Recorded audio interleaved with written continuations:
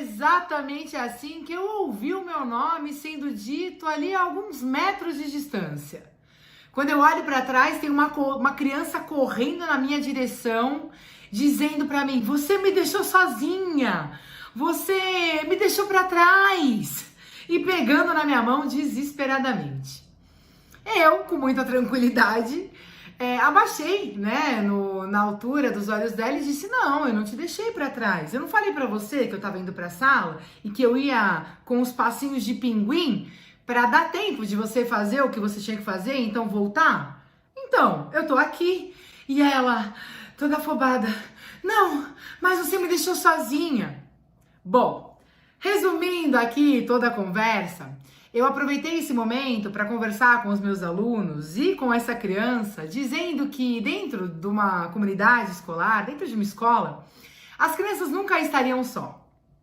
Naquele momento, eu percebi que eu precisava dizer para minha aluna que ela estava sendo assistida, que o fato de eu estar a alguns metros de distância dela não significava que ela estava só. E o que foi mais interessante é que isso aconteceu depois de meses de aula, depois de meses em que isso era um hábito no nosso dia a dia. Por vezes, um ia na frente, o outro ia atrás, mas todo mundo ia para o mesmo lugar. Mas naquele dia eu não sei porque ela precisava que eu dissesse para ela que ela estava segura, que ela estava bem, que aquele lugar era um lugar onde ela podia ficar tranquila, andar com tranquilidade, que ela sempre teria alguém olhando por ela. Que se de repente a Renata não estivesse ali na frente dela, um amigo estaria, um inspetor, um outro adulto estaria sim para dar toda a assessoria que ela precisava. Ela nunca estaria só. Mas eu percebi que naquele dia aquilo precisava ser dito a ela. E depois que eu fiz toda a minha piririm pororó, toda a minha conversa com a turma, eu percebi que ela se acalmou e seguiu o dia super bem.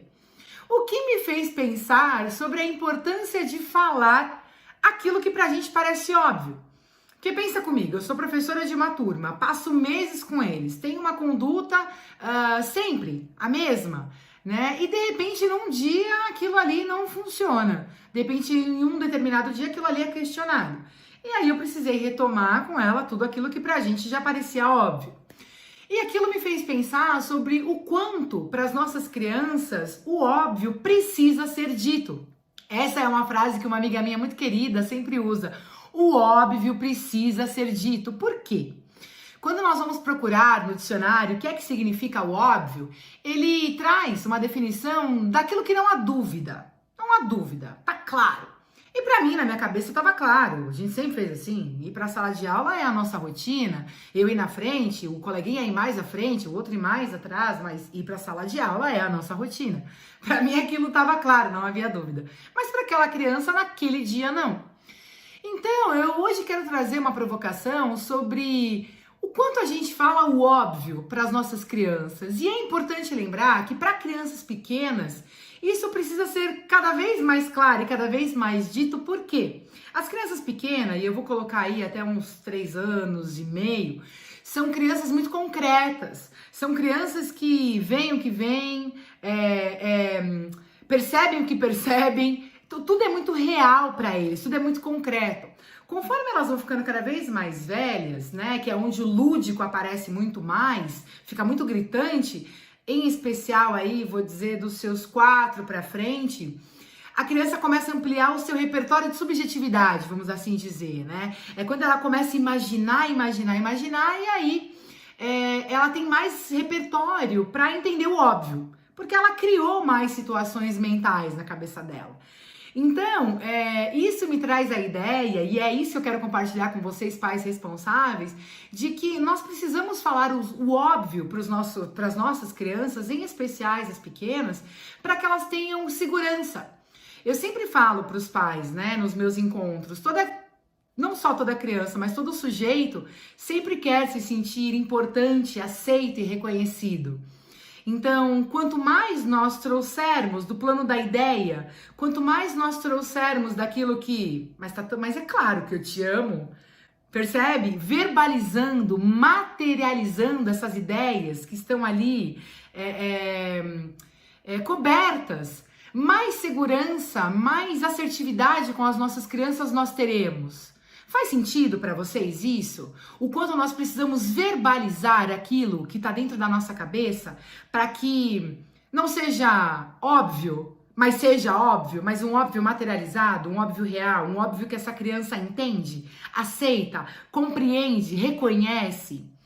E é interessante pensar porque ao longo dos anos atuando com educação, eu tenho o hábito de falar isso para os meus alunos, coisas óbvias do dia a dia, o como é importante para mim estar na roda com eles, o quanto é gostoso para mim os momentos de história, o quanto eu adoro estar no parque ouvindo as conversas que eles têm.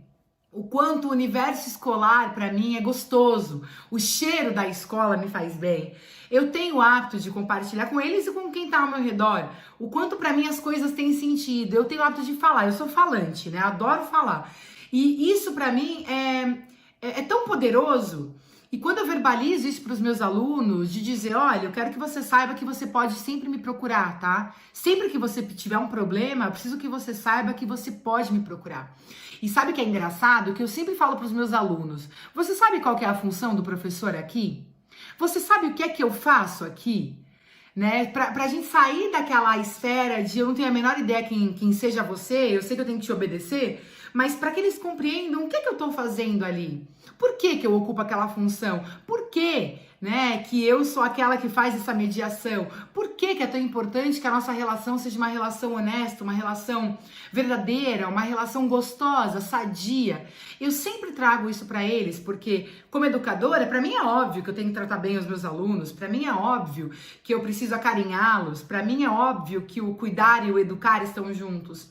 Mas para eles não, porque eles não sabem, eles não têm esse repertório. Então eu preciso dizer, olha, eu tô aqui para cuidar de você, tá? E te educar. Você sabe o que é educar? Você sabe o que é cuidar? Você sabe o que é zelar? Você sabe o que é acolher, ver, sentir? Percebe? Tudo aquilo que na minha cabeça já tá estruturado, porque eu tenho repertório, então para mim é claro, para eles não. Então é aí que eu quero chegar.